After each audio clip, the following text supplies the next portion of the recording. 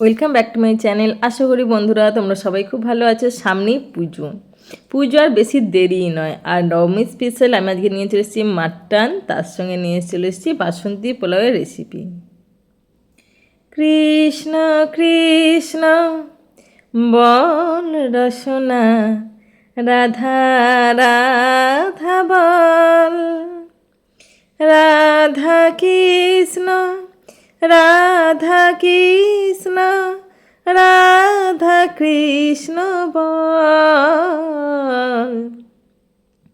আজকে করব বাসন্তী পোলাও। তার জন্য নিয়েছি আমি 12 কাপ চাল। পুজোর সময় বাড়িতে কিন্তু বেশি লোকজন হতেই পারে, তাই আমি একটু বেশি পরিমাণে আজকে দেখাচ্ছি তোমাদেরকে। 12 কাপ চাল নিয়েছি। চালটা ধুয়ে নিয়েছি ভালো করে, দিয়ে একটা বড় পাত্রের মধ্যে চালটা একটু ছড়িয়ে রেখে দেবো। বাকি চালটা ওর মধ্যে জলটা বার করে রেখে দিয়েছি। আর এখানে নিয়েছি মাটন নিয়েছি। এখানে 1 কিলো মটন আছে। মটনটাকে আমি ভালো মতন করে ধুয়ে একটু পরিষ্কার করে নিই। তোমরা ভাবছো 12 জন লোকে 1 কিলো মটন? না, তার সঙ্গে আছে পনির। দেখো এখানে নিয়েছি দই, 3 চামচ দই দিয়েছি, 2 চামচ আদার পেস্ট দিয়েছি, 2 চামচ হলুদ গুঁড়ো দিয়েছি। দিয়ে মাটনটাকে আমি ভালো মতন করে মাখিয়ে রেখে দেবো 1 ঘন্টার মতো। নর্মাল রেখে দেবো, কোনো ফ্রিজে আমি ভরছি না। আজকে ফ্রিজে ভরে রাখার মতন আমার কাছে সময় নেই। তোমরা চাইলে একদিন রাখতেই পারো ফ্রিজে, কিছুই অসুবিধা নেই। আগের দিন রেখে ম্যারিনেট করে রেখে দিলে তাতেও চলবে, কিন্তু আজকে আমার কাছে আর সেই সময়টাই নেই। চলো, ম্যারিনেট করা হয়ে গেছে, এবার আমি একটু সাইডে রেখে দিয়ে আসি।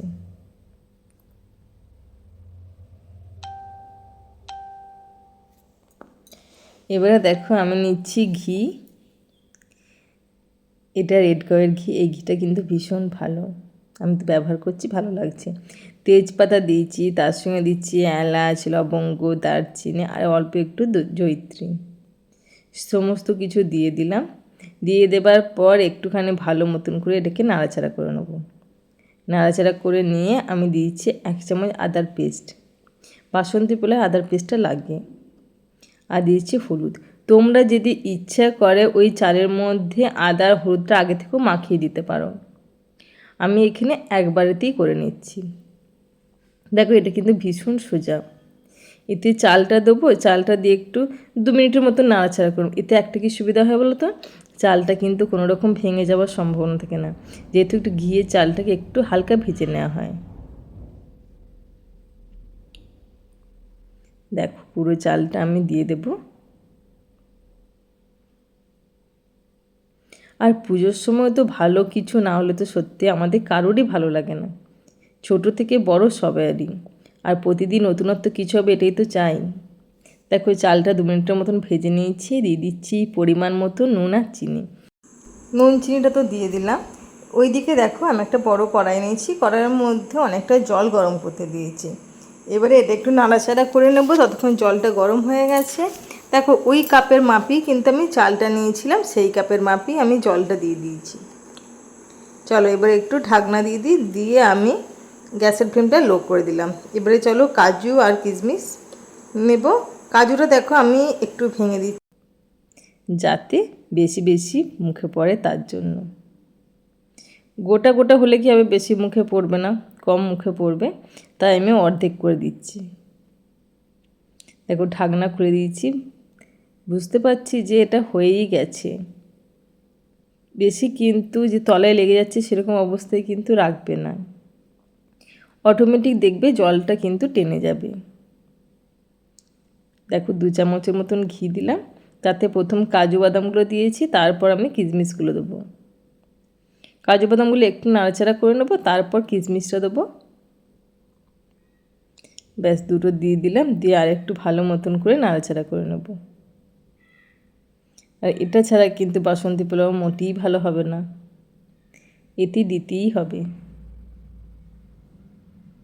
বাজলো তোমার আলোর বেনু, মাতলো রে ভুবন,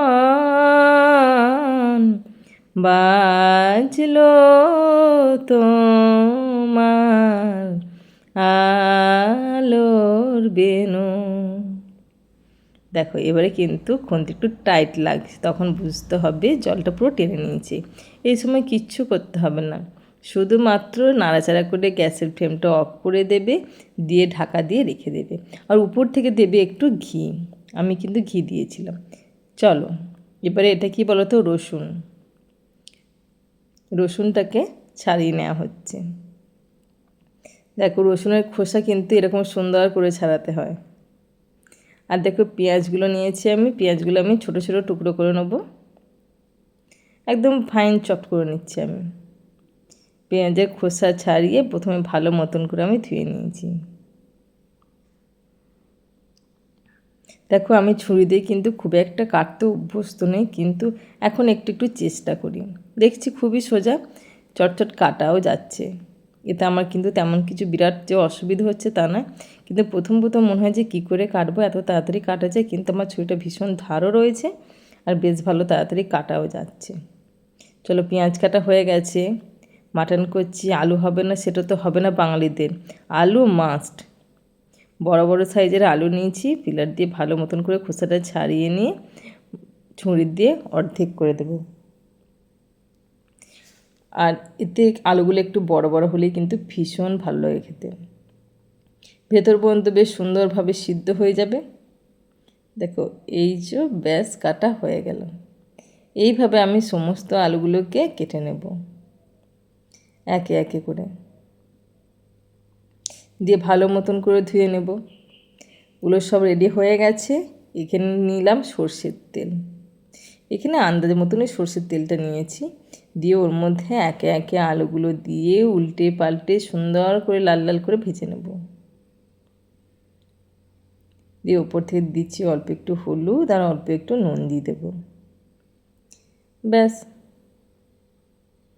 গ্যাসের ফ্লেম হাই রেখে মিডিয়ামে করে আলুগুলোকে একটু লাল লাল করে ভেজে নেব।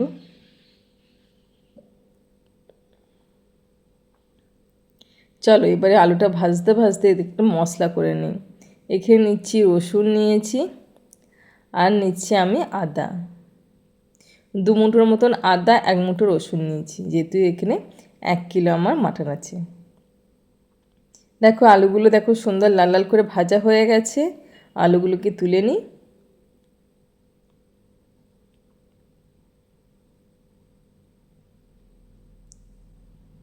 চলো আলুগুলো তো প্রায় তোলা হয়ে গেছে, দেখো আলুগুলো কিন্তু সুন্দর ভাজাও হয়েছে। ওই তেলের মধ্যে প্রথমে আমি দিয়ে দেবো ওই সুন্দর করে ছোটো ছোটো টুকরো করা পেঁয়াজগুলো দিয়ে আমি ভালো মতন করে গ্যাসের ফ্লেমটা হাই রেখে নাড়াচাড়া করব, যাতে খুব সুন্দরভাবে ভাজা যায়।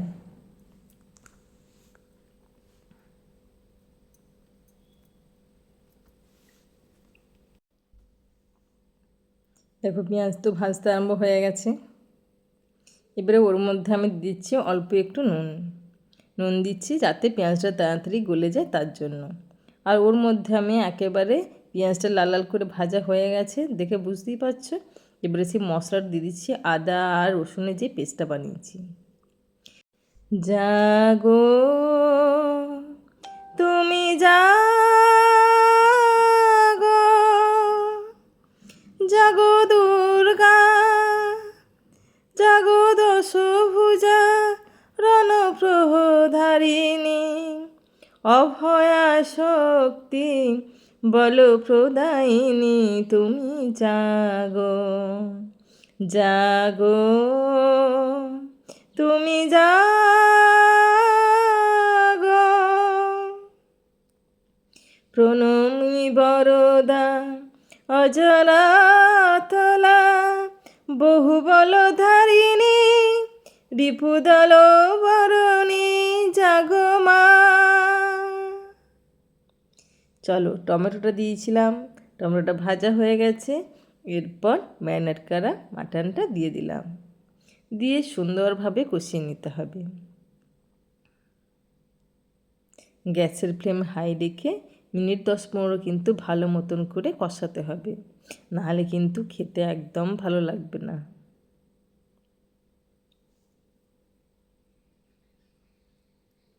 এরপর একটু দিয়ে দিচ্ছি হলুদটা মনে হচ্ছে কম লাগছিল, হলুদ দিলাম, কাশ্মীরি রেড চিলি পাউডার দিলাম, দিয়ে আর দিয়ে দিচ্ছি জিরে গুঁড়ো, দিয়ে সমস্তটাকে ভালো মতন করে কষিয়ে নেব। এরকম কম্বিনেশন যদি নবমীর দিন হয় দুপুরে কিংবা রাত্রে, তাহলে কিন্তু বাড়ির লোক একটা কথাও বলতে পারবে না, সবাই তো প্রশংসায় পঞ্চমুখ হয়ে যাবে, বলবে যে বাহ কী ভালো আজকের দিনটা, নবমীর দিন এরকম সুন্দর বাসন্তী পোলাও, তার সঙ্গে মাটন, আর কি চাই।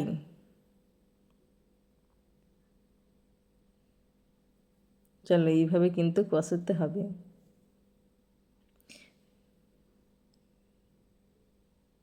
একটুখানি মশলা বাটি ধোয়া জলটা দিয়ে দিলাম।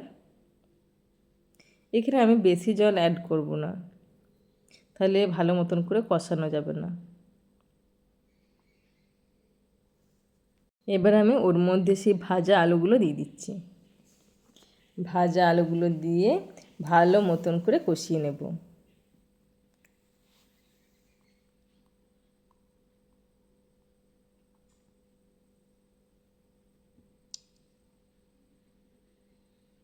দেখো গ্যাসের ফ্লেমটা কিন্তু একদম লো রাখার কোনো এই সময় দরকার নেই।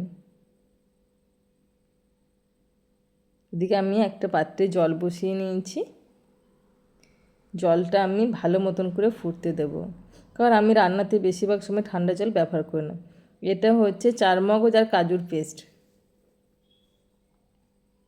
2 চামচ দিয়ে দিলাম চারমগজ আর কাজুর পেস্ট, দিয়ে ভালো মতন করে মিশিয়ে নেব,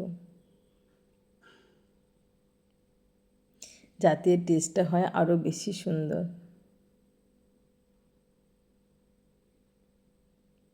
দেখো এইভাবে সুন্দরভাবে কষিয়ে নেবে, তাহলে দেখবে খেতেও কিন্তু দারুণ ভালো হয়েছে। দেখো জলটা ওইদিকে ফুটছে, এবারে ওর মধ্যে অল্প অল্প করে জলটা অ্যাড করে দিতে হবে। চলো মাংসটা তো খুব সুন্দর কষানো হয়ে গেছে, তোমরা দেখতেই পাচ্ছ। চলো এবারে ওর মধ্যে আমি জলটা ঢেলে দেব, ওই গরম জলটা। দেখো এখানে আমি একটা মগ নিয়েছি, স্টিলের মগটা দিয়ে আমি জলটা ঢালছি, কারণ জলটা প্রচণ্ড গরম, সেই জন্য পরিমাণ মতন জল দিয়ে, বেশি জল দেওয়ার দরকার নেই, যেহেতু আমরা বাসন্তী পোলাওয়ের সঙ্গে খাবো। কিন্তু একটু জল না দিলেও হবে না, সবাই মিলে তো একটু গ্রেভি চাই, তার জন্য। দেখো এখানে আমি একটা প্রেশার কুকার নিয়েছি, এটা বড় প্রেশার কুকার। প্রেশার কুকারের মধ্যে সমস্ত জিনিসটা আমি তুলে দেবো, মাংস, তার সঙ্গে আলু, তার সঙ্গে মশলা, সমস্তটা আমি তুলে দিয়ে ভালো মতন করে ঢাকনা দিয়ে দেব। তার আগে আমি নুনটা চেক করে নিয়েছি, নুনটা আমার চেক করার পর দেখো এবারে 3টে আমি হুইসেল দিয়ে বসিয়ে রাখবো, তাহলেই কিন্তু সুন্দর মাটন কিন্তু একদম রেডি হয়ে যাবে। দেখো ওদিকে মাটন কিন্তু রেডি হয়ে গেছে, এবারে কিন্তু ঢাকনা খোলার পালা, তাহলেই কিন্তু জাস্ট জমে যাবে। দেখতে পাচ্ছ কালারটা কত সুন্দর এসছে। এবারে আমি জাস্ট প্রেসার কুকারের ঢাকনাটা খুললাম, আর মাটনের কালারটা দেখো। এইভাবে একবার বাড়িতে তৈরি করবে, দেখবে খেতে কি ভালো লাগছে, আর বাড়িতে সবাই কিন্তু তোমার প্রশংসাও করবে।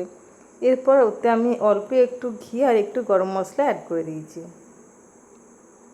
তাহলে তো আর কোনো কথাই নেই। এইভাবে একবার মাটন বাড়িতে তৈরি করে দেখবে, সবাইকে কিন্তু তোমার প্রশংসাই করবে। তাহলে বন্ধুরা, আমার ভিডিও যদি ভালো লাগে প্লিজ লাইক আর কমেন্ট করতে একদম ভুলবে না। আর গরম গরম বাসন্তী পোলাও, তার সঙ্গে এরকম মটন নবমীর দিন হলে জাস্ট জমে যাবে। দেখো মাটনটা কিন্তু খুব সুন্দর সিদ্ধ হয়েছে, সেটা তোমরা দেখেই বুঝতে পারছো, হাড় থেকে কিন্তু খুব সহজেই বেরিয়ে আসছে মাংসটা। তাহলে বন্ধুরা অবশ্যই তোমরা বাড়িতে তৈরি করবে। তাহলে এখানে ভিডিওটা শেষ করছি, তোমরা ভালো থাকবে, সুস্থ থাকবে। আবার অন্য কোনো দিন অন্য কোনো ভিডিও নিয়ে তোমাদের কাছে হাজির হয়ে যাব।